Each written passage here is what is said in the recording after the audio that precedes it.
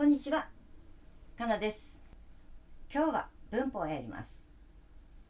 今日やるのは動詞のグループ分けと時間があれば内見もやりたいなと思います。まずは動詞のグループ分けから。皆さんが使っているテキストや参考にしている本と動詞のグループ分けについては名前が本によって違います。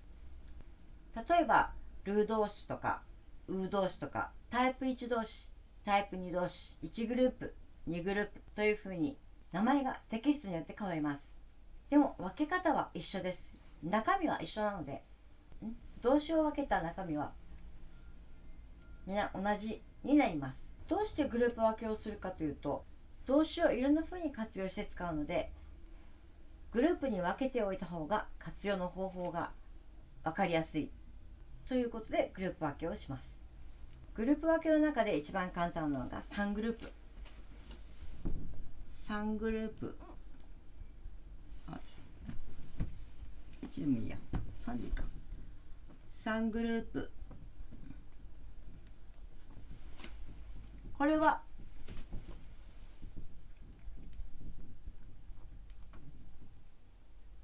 来るとするのは2つだけです。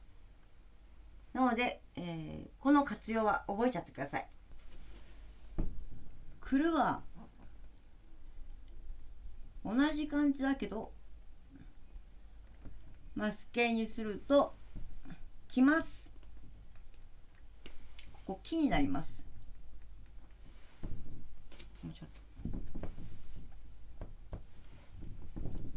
ここが来る、ここが木。読み方が変わります。来ます。他には馬形にするとくればで、ここがくになります。また来よ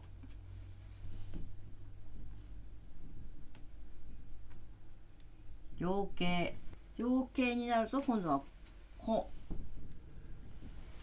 になります。漢字の読み方が変わります。そこは気をつけてください。するも活用するとマスケだとします。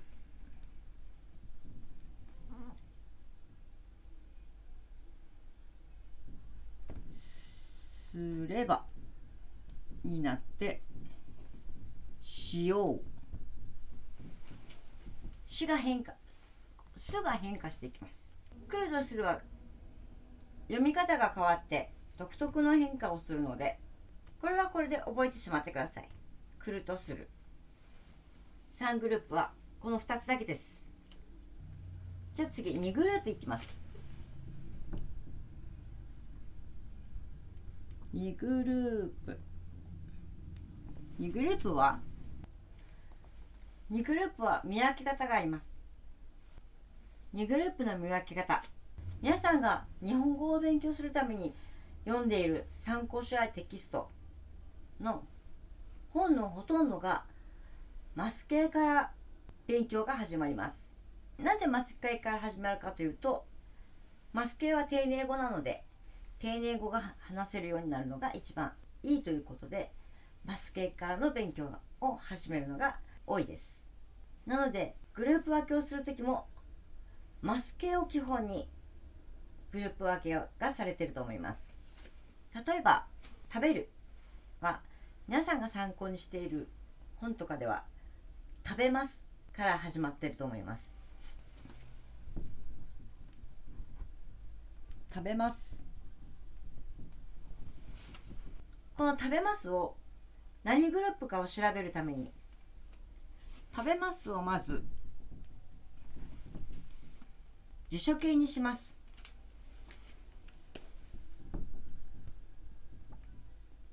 食べる、これが辞書形になります。食べますを食べるにした上で、この2つを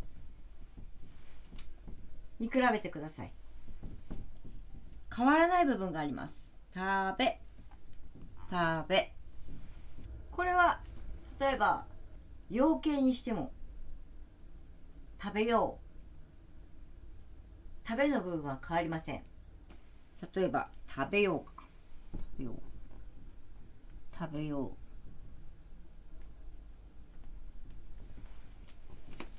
この変わらない部分を語感と言います。語感を探すために食べますを食べるの辞書形に直します。直した上でこの語感の食べの部分をローマ字にします。食べ。そうするとここの最後で終わります。で終わるものは2グループになります。2グループ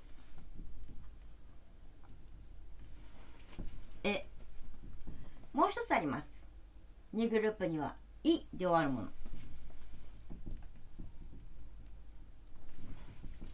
も2グループになります。例えば借ります。私は図書館でこの本を借りますの借ります。借りますを辞書形にすると借りる、借りるになります。この変わらない部分、語感の部分はこの借りますと借りるの語感は借りの部分になります。これをローマ字にすると借りといで終わります。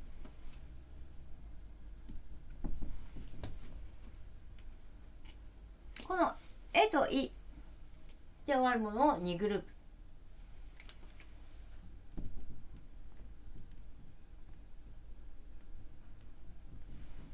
語感がです。といで終わるものは2グループで、見ます、見ますをる形にすると見るですよね。変わってないのはみのところだけ。これをローマ字にするとみいで終わるので2グループになります。では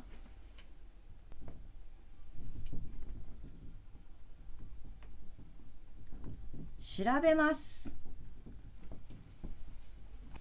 辞書で言葉を調べますの調べます。これを辞書形にすると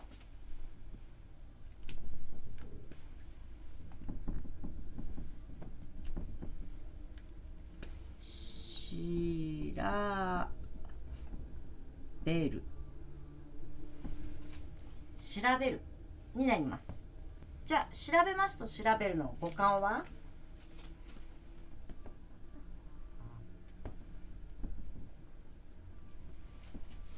調べになります。これをローマ字にすると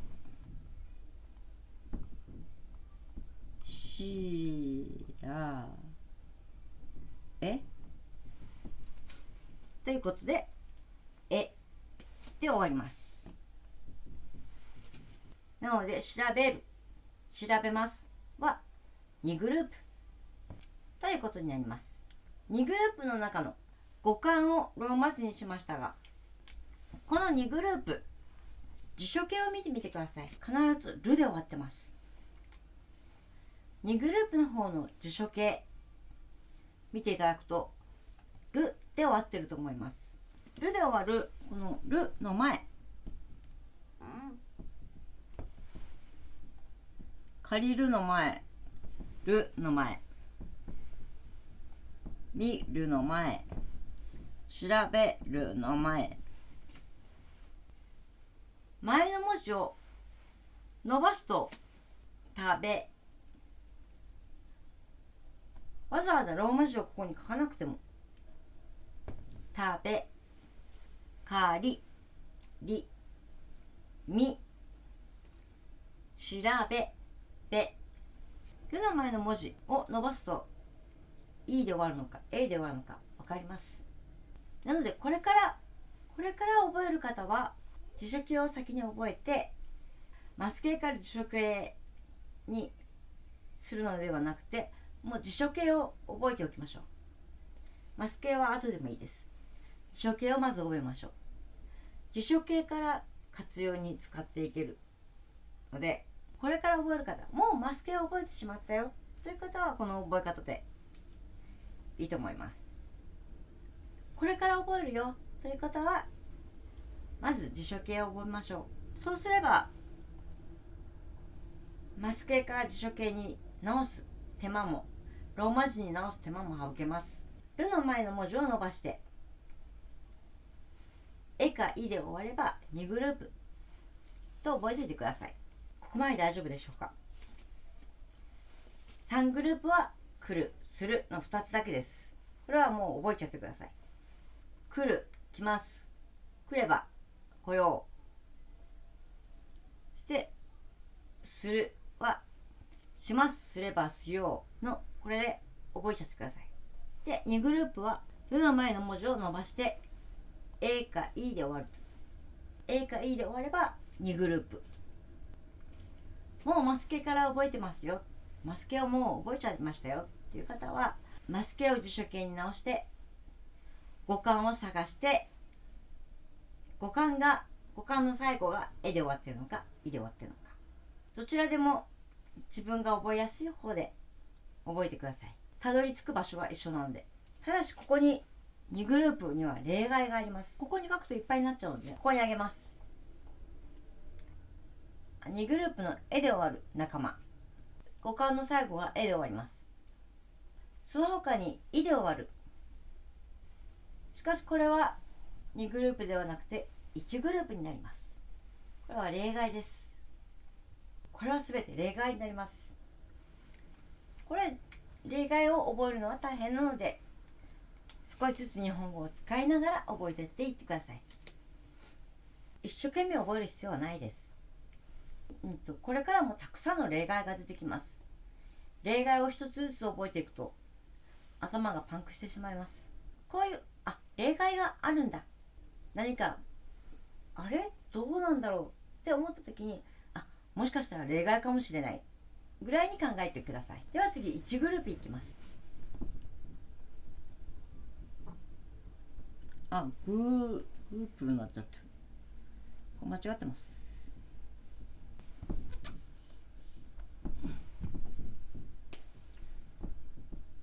グループね、グループ何ですか、グループ1グループはどうやって見つけるかというと、3グループと2グループの他は全部1グループです。これが3、2グループ以外は全部1グループ。例えば書きます。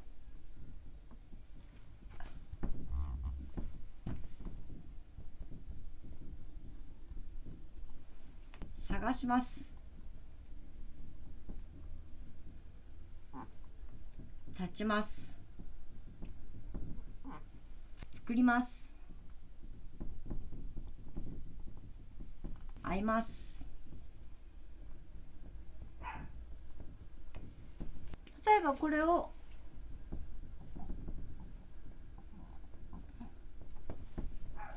辞書形にして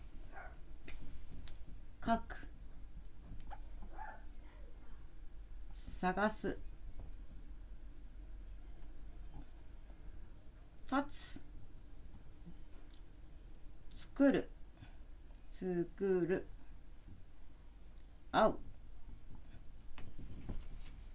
辞書形にすると探す、書く、探す、立つ、作る、会う。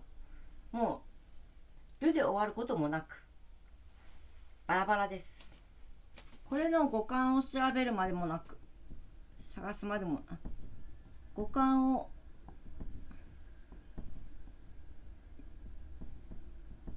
見るまでもなく、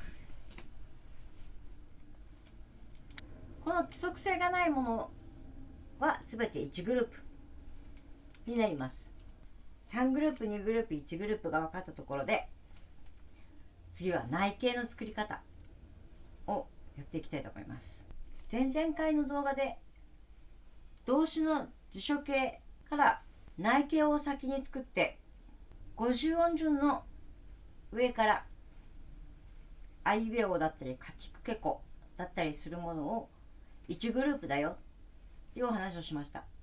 ただ内形の作り方をお話ししなかったので、今回お話ししたいと思います。そもそも内形はどんな時に使うかというと、動詞の否定だったり、行くに対して行かない、食べるに対して食べない、するに対するしないなど、否定、動詞の否定、動詞の否定に使うないと、禁止、そうしないでくださいねという禁止のお願い、ダメだよ、しちゃいけないよ、ダメだよということをお願いする言い方。しないで、しないのない、しないでくださいね、しないでください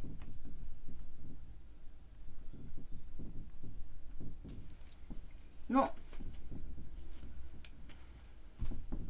ないの時に内形で使います。何かをしないでこれをするとか、このないにもいろいろ使い方があるので、それは後々また動画でやります。例文で言うと、ここに座らないでくださいとか、入らないでください、ここから入らないでください。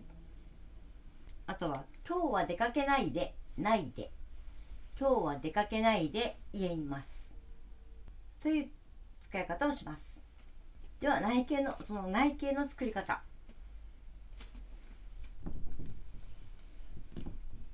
マスキは消しちゃいます。じゃあここにちょうど辞書形が1グループの辞書形があるので、これで作っていきたいと思います。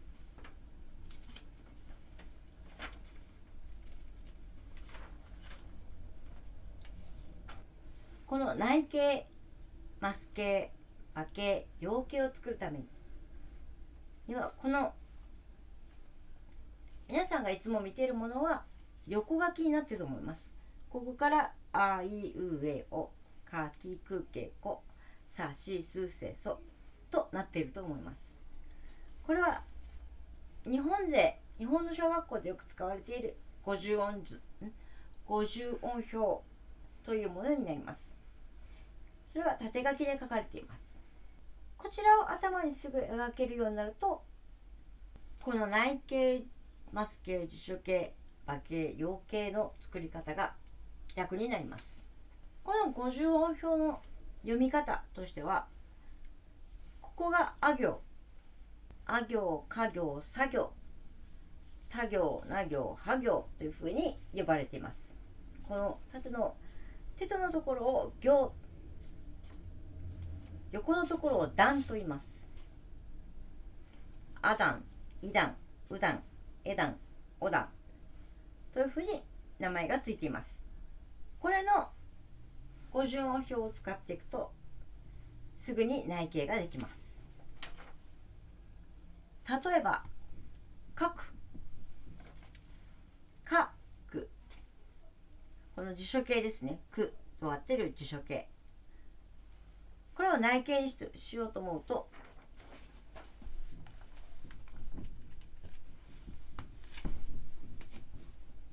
このくの部分、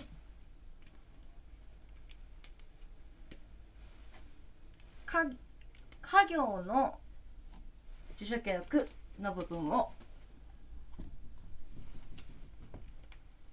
アダ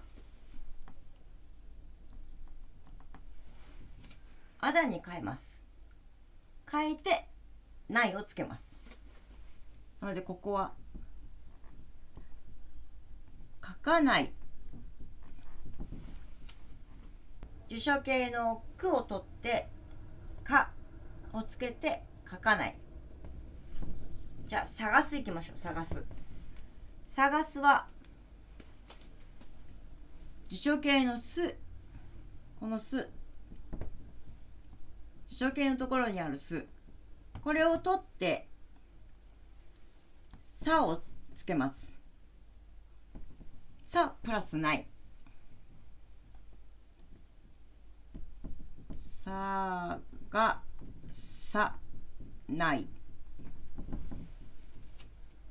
じゃあこの立つのつ、辞書形のつを取って内形のた、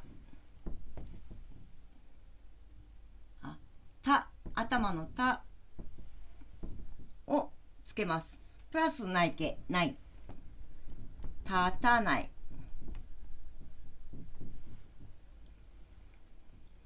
作るる、辞書形のる、これを取ってらプラスない、作らない。あ行だけちょっと違います。あ行はここを使います。あうの辞書形のうを取ってあわない、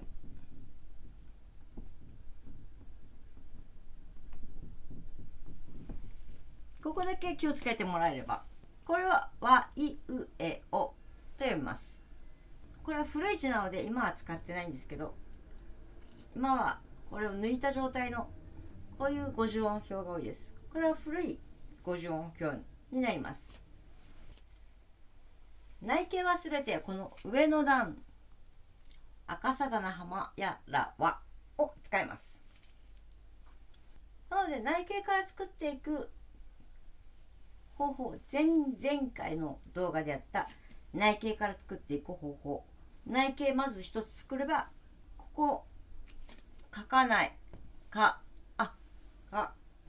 書きくけこのかだから、もうこれは1グループというふうに何グループかを見つけることができます。